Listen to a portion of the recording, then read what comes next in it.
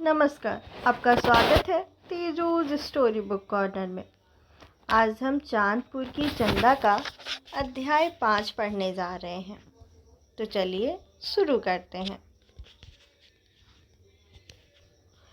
उत्तर टोले के इस आखिरी कोने से सरयू नदी साफ साफ दिखना शुरू हो जाती है।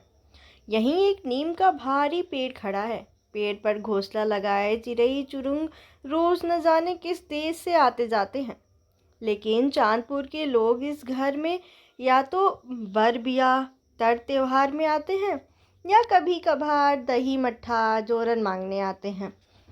बाकी दिनों में गांव का ये आखिरी घर दिन दुनिया से बेखबर गलती से उगी किसी पेड़ जैसा हिलता रहता है। घर का दरवाज़ा सामने बह रही सरयू नदी की तरफ खुलता है, जिसे दुआर कहा जाता है। दुआर पर बरामदा नहीं बना है, बल्कि बांस पतलों और लकड़ी से तैयार हुई एक मड़ई खड़ी है, जिसमें खटिया चौकी मच्छरदानी साइकिल टॉर्च रेडियो रखने की जगह है। गांव वाले इसे उत्तम यादों की पलानी कहते हैं। पलानी के बगल में ही बसवारी है। वहीं बगल में खांची फावड़ा खुरपी हल जुआठ रखने वाली माटी का घर है, जिसको डिस्को नामक विदेशी घास ने जकड़ रखा है। कहते हैं बाढ़ इस घर को सबसे पहले छूती है, जाड़ा इस घर को सबसे पहले लगता है, और जब जेठ बैसाख के दिनों में समूचा चांदपुर जलने लगता है, तब आदमी तो दूर गर्मी के मारे इस घर के आगे खूंटे में बंधी गाय भी पगहा तोड़ देती है। हाँ, घर के नाम पर अभी ईंट का एक कमरा ही बन पाया है, जिसकी छत पर चढ़ने के लिए बांस की सीढ़ी लगी है। आंगन बड़ा है, जिसके पूर्वी हिस्से में सोने और पश्चिमी हिस्से में खाना बनाने की व्यवस्था की गई है। अभी माघ का महीना चल रहा है, शुक्ल पक्ष की तृतीया। हवा बता रही है 2 दिन में बसंत पंचमी है। सांझ का धुंधलापन गहरा गया है। ठंड अंधेरा और कोहरा तीनों कहीं आसमान में मिलकर एक साथ बढ़े आ रहे हैं। अचानक आंगन में जोर का धुआं उठता है। पश्चिम वाली मड़ई में जल रही लालटेन की लौ मध्यम हो जाती है। द्वार पर नीम के पेड़ के नीचे दूही जा रही गाय के पैर से छान खोल दिया जाता है। पलानी में एक खटिया रखी रेडियो की आवाज़ आती है। नमस्कार, आकाशवाणी समाचार के साथ मैं हरी संधू। तभी आंगन से चिल्लाने की आवाज़ आती है। पिंकिया पिंकिया रे, मर गई का रे? हाँ चाची। धुआं काहे हो रहा है रे हरामी, एक बार में सुनाई नहीं देता? लकड़ी नहीं जल रही है चाची। कैसे जलेगी? दिमाग तो मनोजवा वो की टीवी में घुसा रहता है। सोनुआ बिना खाए सो गया तो बता देंगे हट जाई। इस गाली के बाद पिंकी की तरफ से कोई जवाब नहीं आया, मानो उसने सुना ही ना हो। लेकिन उसके मन में आज डर हो गया। कैसे कहे कि मनोज बो भौजी ने चिट्ठी लिखवाने के लिए बुलाया था। जरा सी बैठ ही गई तो कौन सा पहाड़ टूट गया। लेकिन हाय रे चाची, तुमने सौती का खीस कटौती पर निकालने का फैसला कर ही लिया है, तो तुम्हारे जहर बुझे तीर को सहने ही पड़ेंगे। चाची के चिल्लाने की आवाज़ बढ़ गई। दिन भर मनोजवा बो के घर जाकर सिनेमा देखो, धूप हुआ तो समझ में नहीं आया कि लकड़ी को घाम दिखा दे, छिनार कहीं की। पिंकी खामोश होकर चूल्हे को फूंकने लगी। चाची ने उसी लय में पिंकी को बहन पूनम को पुकारा। ए पूनम। हाँ चाची। क्या घेर कर वहां दिन रात बैठी रहती हो? जाकर जल्दी से चोखा बनाओ। सुनुआ बिन खाए सो जाएगा तो चाम खींच लेंगे हम इस हरजाई का। दिन भर इस अगलगौनी के घर डिस्को डांस दिखेगी, लेकिन एक चूल्हा नहीं जल रहा इसमें।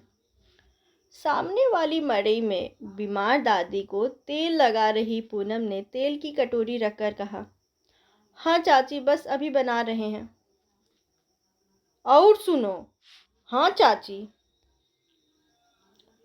चोखा में तेल मिर्च कम डालना। 1 पाव सरसों 1 हफ्ता भी नहीं जा रहा है इस घर में। बाप ने सरसों नहीं बोया है। हाँ चाची।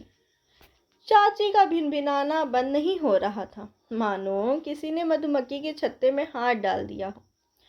थोड़ी देर रुककर फिर बोली, इस गोर चिमनी को तो ससुरों वाले सुबह भगाएंगे। हाय, इस बात पर खाना बना रही पिंकी और दादी को तेल लगा रही पूनम काँप गई। आंगन में एक तरफ युद्ध की मुर्दा शांति छा गई, मानो सबने सांस लेना भी बंद कर दिया हो। अचानक खूंटे पर बंधी गाय ने बोलना शुरू कर दिया। इधर पिंकी कभी धुएं से पनियाई आंखों को दुपट्टे से पोंछते हुए एक हाथ से चूल्हा फूंकती तो कभी दूसरे हाथ से रोटी पलटती और सोचती जाती कि खूंटे में बंधी गाय अपनी मर्जी से बोल तो सकती है, लेकिन इस घर में। आटे की लोई में आंसू की एक बूंद कब गिरी उसे समझ नहीं आया। धूप न होने के कारण लकड़ी सूख नहीं पाई थी। मिट्टी तेल जब तक छिड़का जाता तब तक लकड़ी जलती, फिर बुझ जाती। लेकिन एक तो सरसों तेल के लिए इतना ताना सुनना पड़ रहा, कल से मिट्टी तेल के लिए कौन सुनेगा। ये सब सोचकर पिंकी का जी जल जाता, लेकिन अफसोस कि इससे चूल्हा नहीं जल सकता। बस गनीमत यही है कि जी जलने की खबर आंगन से बाहर आज तक नहीं गई है, वरना बाप ने सरसों नहीं बोया, लड़के वाले भगा देंगे। ये बात सुनने की नहीं, पलटकर जवाब देने की है। लेकिन शहरों में दीवारों के कान होते होंगे, गांव की माटी के ढेले के भी कान नहीं होते हैं। कल से टोले मोहल्ले में कौन सुनेगा कि बाप के मरते ही 4 दिन की बिटिया माँ जैसी चाची से जबान लड़ा रही है, बेचाल हो गई है, आवारा हो गई है। बस यही मर्यादा, यही लाज कभी पिंकी को चुप करा देती है तो कभी उसकी बहन पूनम को, और भला क्यों न करा दे। कहते हैं पिंकी जब 4 साल की थी तभी कलकत्ते से एक सुबह फ़ोन आया कि उसके बाप उत्तम चौधरी को ट्रक ने धक्का मार दिया। वो दुनिया में नहीं रहे। समूचा चांदपुर दहल उठा। परिवार पर मानो वज्रपात हो गया। आदमी तो आदमी, दरवाजे पर बंधे पशु तक रोने लगे।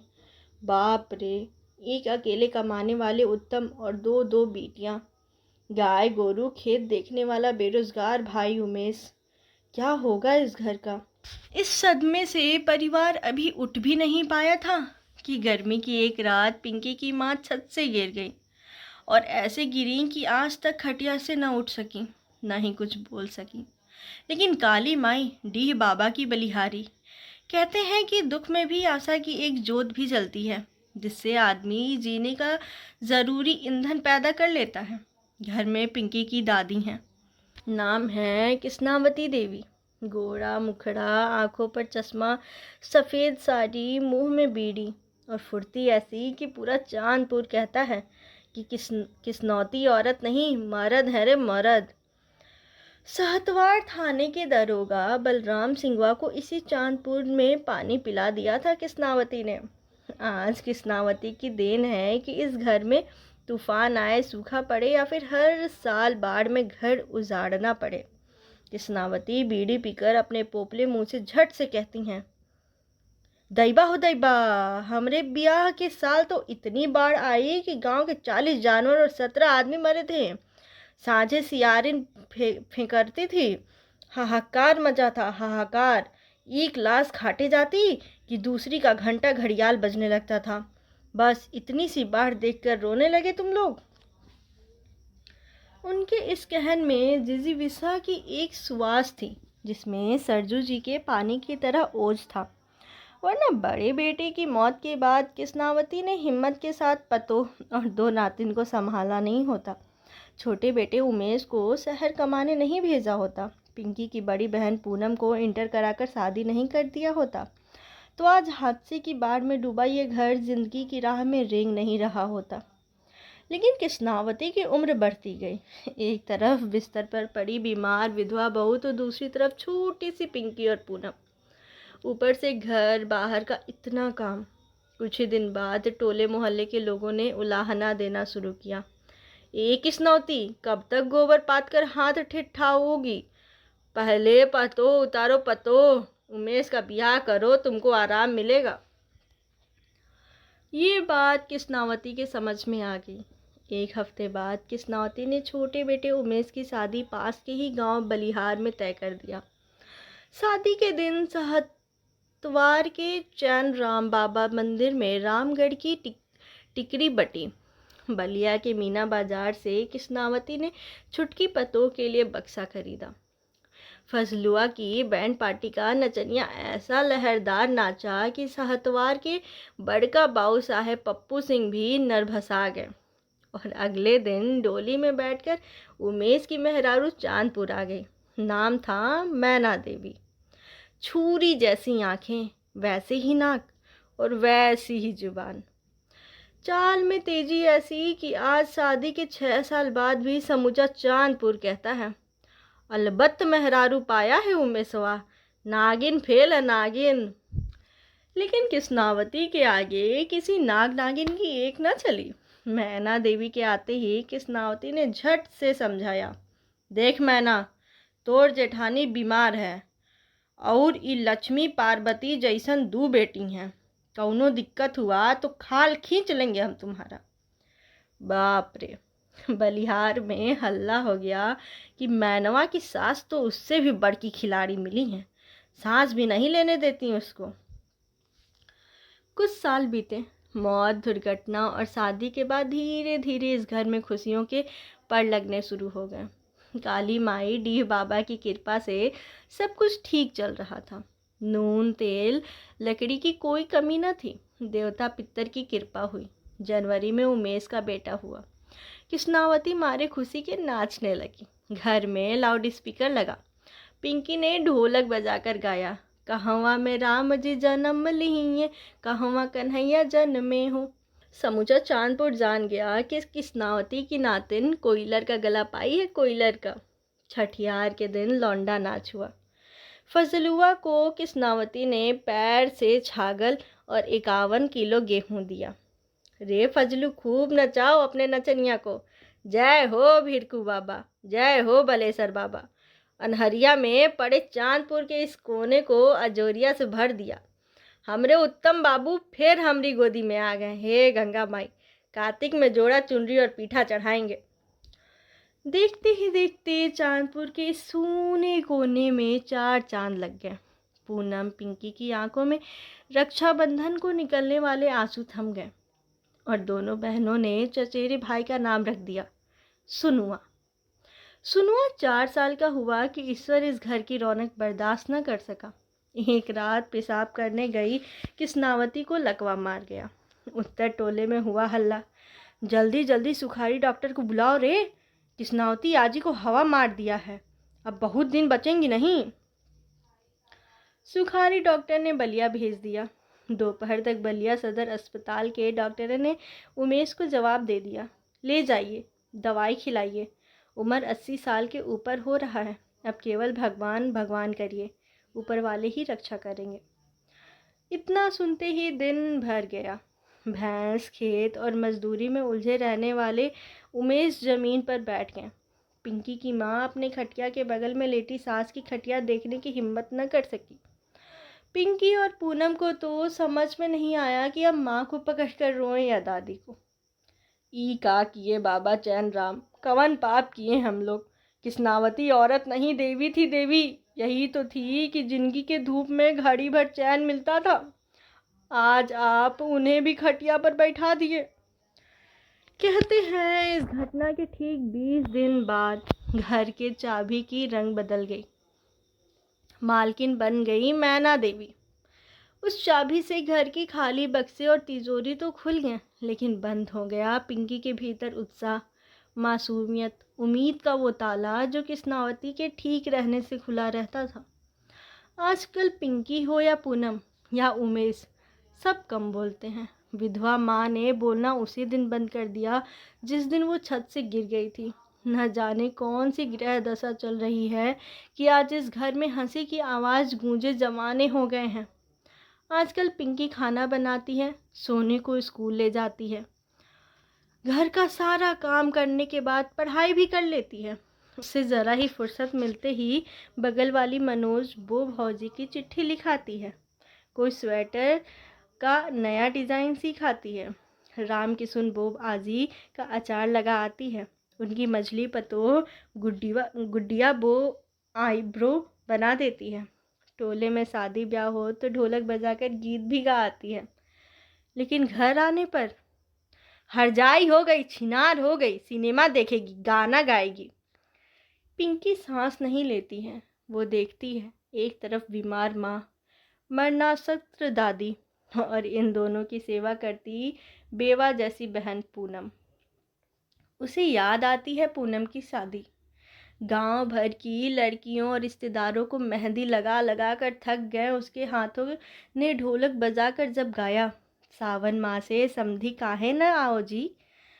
तब पूनम के ससुर उधारी यादों ही नहीं, समूचा अचलगढ़ गांव के बाराती वाह वाह करने लगे। हाँ तो दुल्हनिया की छोटी बहिनियां गजब गाती है। लेकिन आज गीत मंगल तो दूर, पूनम का चेहरा देखने की हिम्मत पिंकी में नहीं बची है। शादी के 1 महीने बाद ही बड़की दियादीन रोज पूनम से लड़ने लगी। एक साड़ी में फाल लगाने तक नहीं आता रे इसको। ननद रोज लड़ती, रे करी यही थी, मुंह बंद रख अपना। और एक दिन तो सास ने ये तक कह दिया, कंगाल की बेटी न जाने नैहर से का सीख कर आई है, दाल भात तक नहीं बनता इससे। पूनम की आंखों से तो अश्रुधारा छूट गई। बस उस दिन जहर न मिला कि खाकर हमेशा के लिए सो जाए। रात भर नींद नहीं आई। रात भर उसके पति, ससुर, भसुर, ननद, दयादीन न जाने क्या क्या बतियाते रहे। पूनम अगले दिन जैसे ही जगी, ननद ने झट से फरमान सुना दिया, सुनो, पंडित जी ने साइत निकाल लिया है, चाचा को बुलाकर चांदपुर चली जाओ और सोना की सिकड़ी, एक भैंस, 40,000 बाकी लेकर आना। तभी इस घर में पैर रखना, नहीं तो वहीं सरजू जी में डूब कर मर जाना। पूनम का दिल धक से बैठ गया। जैसे तैसे उसने सुखारी डॉक्टर के पीसीओ पर फ़ोन करवाया। 2 दिन बाद चाचा उमेश गांव के कई लोगों को लेकर पूनम के गांव अचलगढ़ गए और ससुर उधारी यादों के पैर पर पगड़ी रखकर गिर पड़े। उठा लीजिए गरीब की बेटी को, दहेज देने में कहाँ कमी की है। 51,000 नगद दिया। अपने घर में भले एक बल्ब न हो, लेकिन आपको टीवी, पंखा सब दिया है। अब औकात नहीं है कि आपको कुछ दे सके। गांव के झांझा बाबा ने खूब समझाया, काहे नहीं मानते हो चौधरी, अब ये तुम्हारी बेटी है। घर में बीमार माँ, बीमार भौजाई है, एक लड़की अब जवान हो रही, उमेश पर ऐसा जुल्म मत करो। लेकिन कोई नहीं सुना। बिहान हुआ, पूनम चांदपुर आई। कृष्णावती की आंखों से तो आंसू रुक नहीं रहे थे। पिंकी दीदी दीदी कहकर गिर गई। का हाल बना दिए सब हमरी सिया सुकुमारी का। आज पूनम को चांदपुर आए 2 साल बीत रहे हैं। आज तक सास ससुर दूल्हे ने पूनम की खबर तक नहीं ली है। अब तो टोले में सब बतियाते हैं, पूनमी का भतार दोसर मेहर रख लिया है। ये सब सुनकर उमेश का चेहरा उतर जाता है। उमेश उदास रहते हैं, बहुत उदास। अभी घड़ी 9 बजाने को है। इस जाड़े पाले के दिन में चांदपुर 8 बजे ही खा पी कर सो जाता है। लेकिन उमेश 8:45 का समाचार सुनकर ही भोजन करते हैं। उमेश के लिए 4 रोटी, आलू का चोखा, 1 कटोरा दूध, 1 लोटा पानी लेकर पिंकी द्वार पर आ गई। ए चाचा। हाँ, खाना रख दे। ओढ़े हुए शॉल को ठीक करके पिंकी ने कहा, ए चाचा। हाँ, वो स्कूल में मनोहर सर जी कह रहे थे कि 1 महीने बाद बोर्ड की परीक्षा है। हाँ तब? काका और विद्या का गाइड लेना है, कुछ पैसा दे देते। केवल पैसा सुनते ही आंगन से बर्तन भड़बड़ाने की आवाज़ आने लगी, मानो कोई शिकारी तरकस में तीर लगाए पहले से तैयार बैठा हो। रे हट जाई, चुपचाप जाके पानी गर्म कर। एक जानी तो इंटर करके कलेक्टर बैठी है ना कोई पूछ नहीं रहा। तुम अब बड़की एसपी बनोगी। पिंकी की छलनी हृदय टूटकर गिरने लगी। चेहरा रुआंसा होकर सिकुड़ गया। कंधे से बार बार फिसल रहे शॉल को सीधा किया। सर झुकाए घर में आ गई। चूल्हे पर पानी रखा और सोचने लगी, बाप रे, औरत का कान है कि सांप का। चूल्हे पर पानी खौल रहा था और बिना किसी चूल्हे के पिंकी का माथा। हवा कुछ ज़्यादा ही बढ़ गई थी। चारों ओर से साए साए की आवाज़ आती। आदमी तो दूर, कुत्ते भी नहीं बोलते थे। उमेश बोले, पूनम रे, माई की दवाई दे, कंबल रजाई ठीक से ओढ़ा, बहुत ठंडा है आज। पूनम ने वहीं से जवाब दिया, हाँ चाचा, ओढ़ा दिए हैं। उमेश को तसल्ली हो गई, मानो पेट भर गया हो। लेकिन उमेश क्या करे? कभी गाय जैसी पूनम का चेहरा याद आता तो कभी उधारी यादों का कसाई जैसा मुंह। समझ में नहीं आता कि माँ की दवा लाए या भौजाई की। बड़ी भतीजी को दहेज की बाकी रकम देकर विदा करे या पिंकी को पढ़ाकर उसकी शादी करे। सुनुआ को इंग्लिश मीडियम में पढ़ाए या फिर दिन रात मैना के मुंह से निकलता तीर सहे। ये समझना मुश्किल है। उमेश की आंखों से नींद गायब हुई एक जमाना हो गया है। रजाई से मुंह तोपने के सिवाय चारा ही क्या है। रेडियो बंद हो गया। इधर पिंकी पानी गर्म करके चाची को दे आई। चाची का माथा खौल गया। एकदम खौला दी रे, मन तो कर रहा है यही पनिया ऊपर आप फेंक दें। पिंकी चुपचाप लौट आई। नीम पर बैठी टिटहरी बोल उठी। समूचा घर गांव सो गया। हवा सन सन करने लगी। चूल्हे के पास वाले खटिया पर पिंकी ने लालटेन की लौ बढ़ा दी। एक झटके में गालियों के तीरों से रक्तीम हुए उसके सुकुमल मुखमंडल को पीली रोशनी ने घेर लिया। बिखरे बाल मुख पर आ गए। पिंकी ने स्कूल बैग खोल लिया। लालटेन की लौ के हिलने की गति तेज हो गई। सामने काव्य संकलन के पन्ने उभर आए। आज ले देकर यही तो उसके पास एक किताब है। उसे याद आया 11वीं में जब उसने चाचा से किताब खरीदने के पैसे मांगे थे, तब कैसे चाची ने चाचा से झगड़ा करके खाना छोड़ दिया था। 3 दिन चाचा चाची में लड़ाई चलती ही रही। तब कैसे तो कहा था चाची ने, किताब की क्या ज़रूरत है रे रंडी, सब नकल करके पास हो रहे हैं और तुमको किताब चाहिए। एक जनी पढ़कर कलेक्टर बन गई, अब ई ना ना। आज पिंकी ने तय कर लिया है, भले फेल हो जाएगी लेकिन अब कॉपी किताब कलम के लिए पैसे नहीं मांगेगी। लेकिन पिंकी पढ़ते समय इन सब बातों को भूल जाना चाहती है। रोज़ रोज़ मिलने वाले इन तिक्त और कटु अनुभवों को खुद से दूर कर देना चाहती है।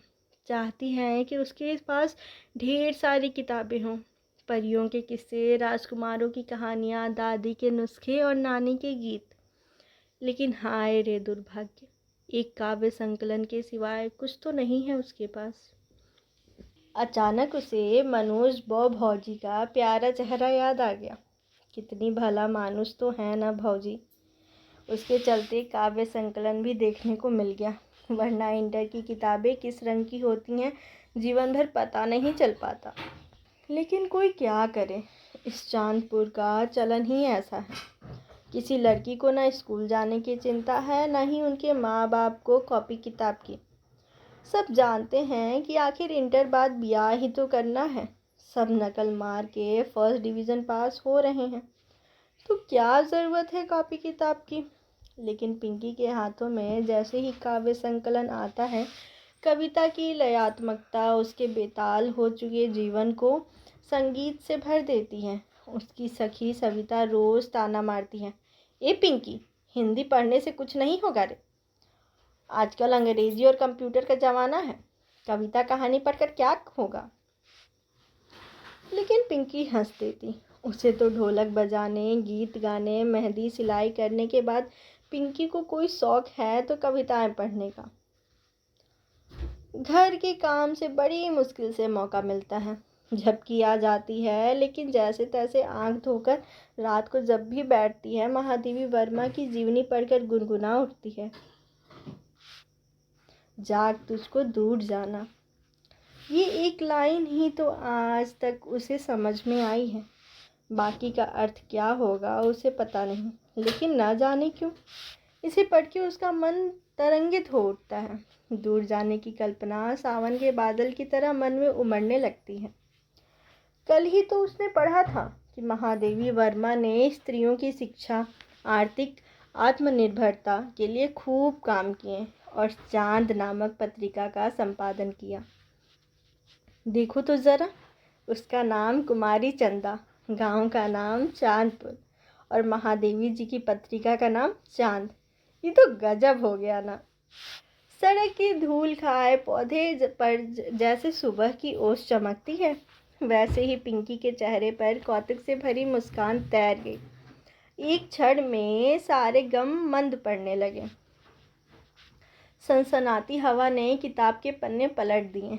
काव्य संकलन में रखी गई एक चिट्ठी सामने आ गई, जिसको खोलने की हिम्मत पिंकी दिवाली के बाद आज तक नहीं कर पाई है। वो सोचती है कि आखिर कैसे खोल ले, कैसे समझाए उस पगले को कि रे लड़के, मधुर स्वप्न के आकर्षण में पगा तुम्हारा प्रेम मेरे मानसिक संतरास की आंधी में रिमझिम फुहार सा बरसता तो है, लेकिन कैसे? जमाने की आग न जाने किस जमाने से जल रही है। कोई जान गया तो उस आग से निकलना मुश्किल ही नहीं असंभव होगा। आखिर चाचा किसको मुंह दिखाएंगे? दादी और माँ जानेंगी तो क्या बीतेगी? और चाची, बाप रे, जब कुछ नहीं किया तब तो दिन रात छिनार हरजाई रंडी तो कहेंगी ही, जान गई तो। ये सोचकर पिंकी के रोम रोम काँप उठते हैं। लेकिन मन तो अजीब पागल है ना, तर्कों से कहाँ मानता है। तभी तो सोने से पहले उस पत्र को एक बार छू लेती है, ताकती है मोती जैसे अक्षरों को, देखती है कि पन्ने को मोड़कर किसी ने कितना खूबसूरत दिल बनाया है, कितने प्यार से लिखा है, मेरी प्यारी चंदा, मेरी प्यारी पिंकी। मंटू का गोल सा मासूम चेहरा सामने आ जाता है। मन प्रेम की अगली पुकार सुनने को मचलने लगता है। मर्यादा और डर की कसी हुई डोर टूटने को बेताब हो जाती है। नाजुक उंगलियां उन मोती जैसे अक्षरों को सहलाना शुरू कर देती हैं। मेरी प्यारी चंदा। जब से पैदा हुई है तब से किसी ने तो नहीं कहा मेरी प्यारी चंदा। ये सोचकर आंखें नम होने लगती हैं। कितना सुख है इस एक संबोधन में। सुख के सारे तार स्पंदित हो उठते हैं। मन मचल उठता है कि आगे क्या लिखा होगा लड़के ने। लेकिन नहीं, पिंकी से ये प्रेम वरेम नहीं होगा। रोज़ सोचती है कि इसे पढ़कर फाड़ देगी, लेकिन फिर न जाने क्यों उदास हो जाती है। अचानक उसकी तंद्रा टूट गई, जम्हाई आने लगी। हवा के एक झोंके ने लालटेन की लौ को हिला दिया। पिंकी ने झट से फिर चिट्ठी को झोले में रखकर छिपा दिया। तुरंत पेन से रफ के पन्ने पर कुछ आड़ी तिरछी रेखाएं खींचने लगी और देखते ही देखते मेहंदी का एक सुंदर डिज़ाइन उभर आया। वाह! एक दिन तो उसने पन्ने पर सिलाई मशीन बनाया था और रोज़ फूल पत्ती बनाकर खुश होने वाली पिंकी सिलाई मशीन देखकर उदास हो गई थी। सोचने लगी, काश फटी किस्मत सीने की एक मशीन बन पाती तो वो झट से खरीद लेती ना। मन इस कल्पना से शांत हो उठा। थोड़ी देर में नींद से आंखें कुम्हलाने लगीं। झपकी आती और पिंकी संभल जाती। मेहंदी की डिज़ाइन कागज़ पर उभर आई और दिल में वो संबोधन भी, मेरी प्यारी चंदा। पिंकी ने मन में कहा, धत पगले, दूर हटो आंखों से। हवा का झोंका फिर आया। पिंकी ने रजाई गोल कर ली। काव्य संकलन के पन्ने हिलने लगे। रात काफ़ी हो गई थी।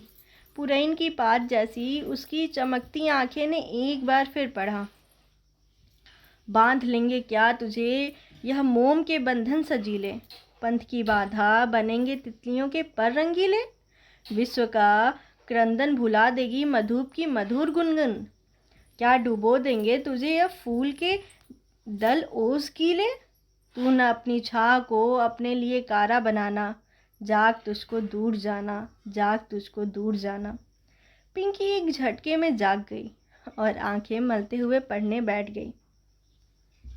भाग 5 यहीं समाप्त होता है। अगर आपको कहानी अच्छी लग रही हो तो आप वीडियो को लाइक कीजिए और अपने दोस्तों के साथ ज़रूर शेयर कीजिए। बहुत ही खूबसूरत कहानी है।